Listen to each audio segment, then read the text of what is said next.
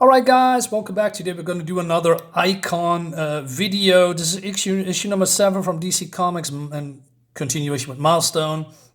Cool cover, by the way. Maybe I said this before, but Icon is my most favorite black superhero. Um, I mean, I had a lot of cool black superheroes that I really like from DC and from Marvel.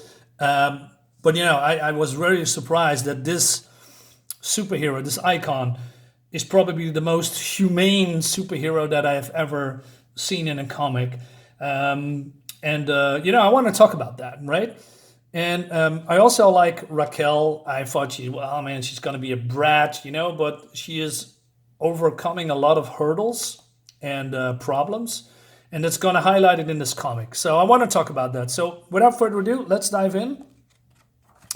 So we see here Icon, right? And he gave her the mask in the last issue. So he's basically now her partner. And Icon is one to tell her about where he comes from, right? She's curious. And he says, "Hey, Icon, you were telling me how you got your powers and stuff?" He says, I'm not from around.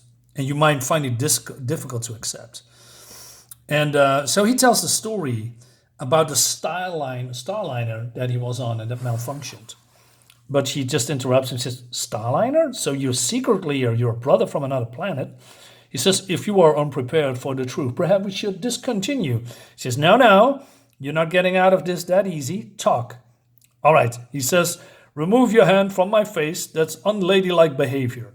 Again, that's what I like about Icon. He's very civilized, he has manners. We don't see that much in comics anymore. So he explains what we have seen in issue number 1, that he is, escaped an exploding Starliner and that he crashed on Earth, right? And then he took the appearance of a black young boy because that's what his DNA was altered. So she says, "Should have picked a white guy. Was not matter of my choice. My pod crashed in a cotton field and I was found by a plantation slave. My genetic alterations were based on her DNA." And she says, "Come on, Icon. Slavery was outlawed like a bazillion years ago. And you what, 40? So he explains that his pod was crashed in 1839. And she says, "The hell with you. You don't want to tell me the truth? Fine, I can make you." So she's really mad, right? And she's taking off her mask, and he says, "Hey," she thinks that he's treating her stupid, and she's crying. She said, "I always thought I could trust you, but I see now. I can trust anybody but myself." And she says, "This has got to be hormones. I'm much too cool to cry." I like that. But then the story here is about Raquel. And she says, "Nobody to talk to. So I talk to myself. Icon's bugged out on me. Grandma's mad because she found out I'm pregnant. Darnie's a good friend, but I can't tell her about the superhero stuff. Can't tell Mom. She killed me twice. And Noble, he doesn't even care. He's pretending the baby ain't his. I slept with him to prove that I love him, but he don't love me. That leaves yours truly, my life, my baby, my choice." I like this panel, this empty panel, right? It says a lot. So, cut school today, first time. First time I ever done that. On the other hand, it's the first time I ever considered abortion. Abortion is such a neutral, there's no feeling in it. A month ago, I wouldn't believe I even consider it, but it's different when it happens to you. I can take care of the baby, can't afford it. My mother's worked 2 jobs and goes to school, and she's always tired. I can't even afford the medical to have a baby. Hell, I can't really afford the visit. Even I put her up for adoption. Little black babies don't get adopted. Wow. I wouldn't be able to finish school. I couldn't be a superhero no more. My life would be over, just like Mom's. And then, so she comes in, and there's a doctor coming, right? And Raquel's nervous, and she don't want to talk to doctors. Think they're weird. So the doctor answers her, giving her some questions, and she's answering that. Eventually, we got to the point. "So, Raquel, you think you're pregnant?" "Maybe, I'm not sure." "Have you missed your period?" "No, but I had it but it was really light. I took a home test. One way to find out for sure. And she says she rather wants to beat up, bad guys than want to be here. Meanwhile, somewhere else in old downtown, we see a robbery going on, right? And this poor woman falls. My heart refuses to accept the evidence of my eyes, but there it is, as clear as the day, light that reveals it. His disregard for the well-being of others, every bit as pure as his greed. But today, even so puny and evil as this will not go unpunished. And this looks great. Look at this. I just, oh no. Well, something like that, right? And he smacks him away. Yo, Icon, I got the purse. Why don't you let me go? You would steal from the ones who has less than you, who is more fragile or frail? Hey man, I gotta feed my kids. And now how will you feed them? You should have educated yourself and developed marketable skills which to legally support your family. I don't have 5 years to do it your way. You do now. So he's been thrown into jail for probably 5 years. And then we go back to Raquel. And so she found out that she is pregnant, right? She says, what if I don't want to have a baby? And she says, there's a government-funded clinic.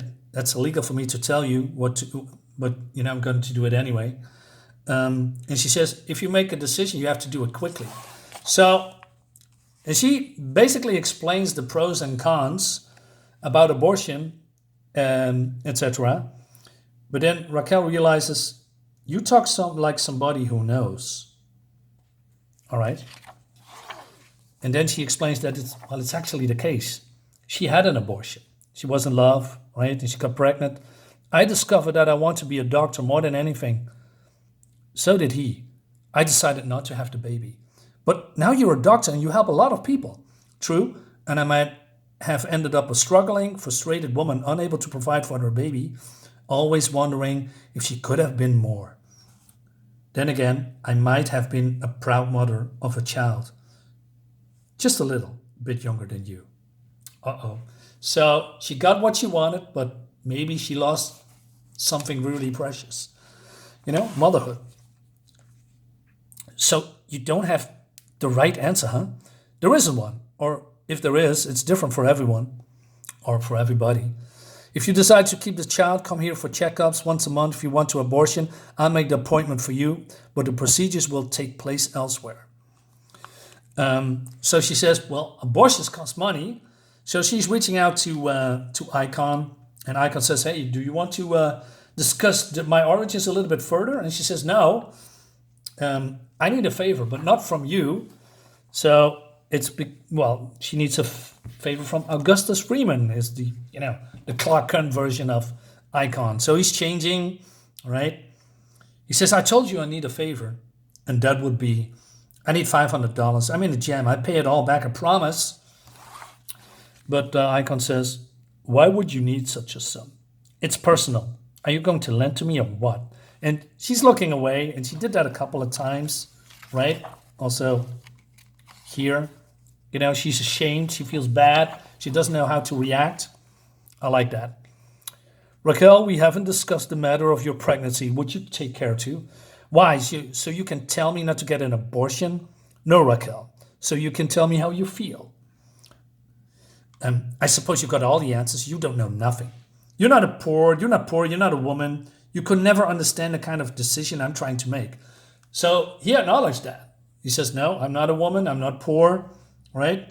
But he can, to a certain degree, feel what she's feeling. And she says, do you know that I was married? Her name was Estelle. So basically he's telling the story that, years ago, sorry for the bad resolution because of the bad lighting. The sun is going down and it just got home, so I apologize for that. Maybe this will help. No, it's getting even worse. All right. Anyway, let's move on. So she was pregnant, right? And he couldn't believe it because he is alien in nature. And I believe that Estelle was, she has knowledge that he is an alien because he is going into this machine. And there was the life pod, right? And he's testing the unborn child. And there was some results coming back, and the results would be, that Estelle, even if they got through with the pregnancy, her life would be in danger. So they decided to remove the baby, and she was unharmed, but it cost her, left a scar. I cannot put myself in your place. I cannot tell you what to do. If you need the money, take it. It's a gift. Whatever you decide, I am your friend. She's lashing out because her emotions is all over the place. You're the big rich conservative. You're supposed to make me keep the baby. I want to keep the baby, she says. She explains, the baby's father ain't taking responsibility. I don't have any money. I have to quit school. I wouldn't be able to get a job. The kid wouldn't have a fair shake at making it either. I wouldn't be able to be a superhero no more. I'd probably never get to be a writer. The smart thing to do is get an abortion and get on with my life. But I'm going to have this child. All right. And she's walking away. She says, I got to take care of some stuff. See you in a couple of days. You can tell me about your lies, about your spaceship. Now, instead of her icon saying, hey, stop, I want to explain myself, he said, no, he just lets her go, let her be with her emotions. And I thought, okay, that's fresh, that's something new. I mean, normally you see a lot when it comes to conflict in comics, the other person will always wants to explain her or himself. And Icon says, no, this is your decision, you have to make it, you need to think about it, I let you go.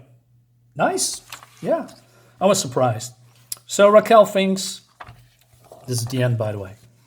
I intended to learn all about Icon today. Instead of I learned about myself. What I learned is I am not practical, which considering that I fight crime in a mask and dance leotards should not be news to me. My point is, all my life, the odds have been against me, but I always expected to win. Not practical. I always found a way before. I always manage. And from now on, we'll manage. So she's gonna have the baby. What a great book, right? Normally, I really don't care about women being pregnant and all that, what they're going through. That's not what I look in. Superhero comics, there's a place and time for that, maybe another medium. But the story is so well told, first from the background, right? And then we see sprinkled pieces and bits of Raquel, who she really is. I mean, she's 15 years old, right? And then making a decision like this at a very young age, that deserves some praise. I mean, and I must say the writer also deserves a lot of praise. It's not me, being biased here, but I really like how if you are a good writer and you bring stuff that more normally for me would be boring or not really interesting, and then I want to really read about this, that's a sign of a very good writer. So yeah, props to Dwayne McDuffie and Erica Helene, if I'm saying that's right, for making me care about this young woman and her journey through becoming an adult at a very, very early age. So yeah, I have nothing more to say. Guys, let me know in the comments what you think about this. Maybe you like it, maybe you don't. Leave a comment below, leave a like, subscribe to my YouTube channel. I'll see you next time. Bye-bye.